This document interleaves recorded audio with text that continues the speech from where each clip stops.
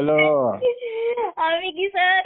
એને વાહ ભાઈ વાહ, અમારી ઉર્મિલા પહેલી જ ગામાં માર્યો છક્કો એમ ને? વયું જવું તું ને ઘરે, પહેલા ક્લાસમાં આવીને પહેલા જ દિવસે રોઈને વયું જવું તું ને ઘરે? હે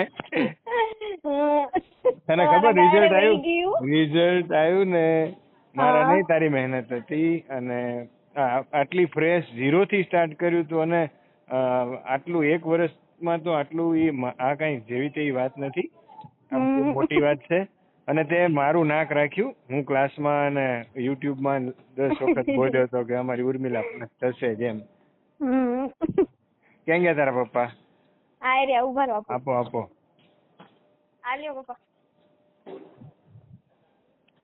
હેલો. એ નમસ્તે. નમસ્કાર સાહેબ, નમસ્કાર.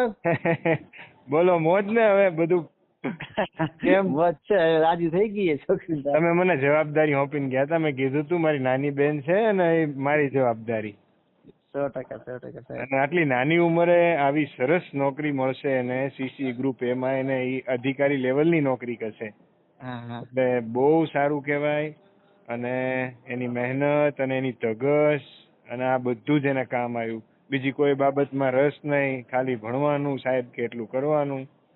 એનું પરિણામ છે. બાકી વર્ષોથી લોકો તૈયારી કરે છે, નથી મેળવતો.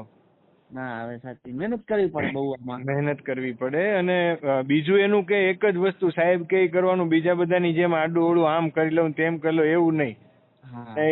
એને કામ આવ્યું. હવે મારા પેંડા લઈને ક્યારે આવો છો એ કયો? હવે આવશો મેં અમદાવાદ આવવું જ પડશે. આયા હતા આપણું નનકીનું. ગાંધીનગર આયા હતા એને ડોક્યુમેન્ટ વેરિફિકેશન કરાવવા.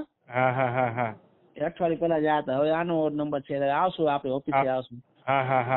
પાક્કું આવો. આપો ઉર્મિલાને. Hello sir. બોલો, બીજું કે ઉર્મિલા? બાકી ખુશી થઈ ગઈ, બહુ મજા આવી ગઈ. હે ને? સરસ. પૂછો બસ, હજી લેન્ડ થયો. મેં તને હમણાં મેસેજ કર્યો ને 1.5 કલાક પહેલા. હું હૈદરાબાદ હતો, જસ્ટ લેન્ડ થયો. મેં કીધું પહેલો ફોન તને કરી દઉં પાછો. એટલે સરસ. અને આવો બરોબર.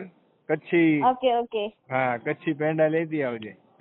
100%. બરોબર ને? આવ એટલે મળીએ હો ને.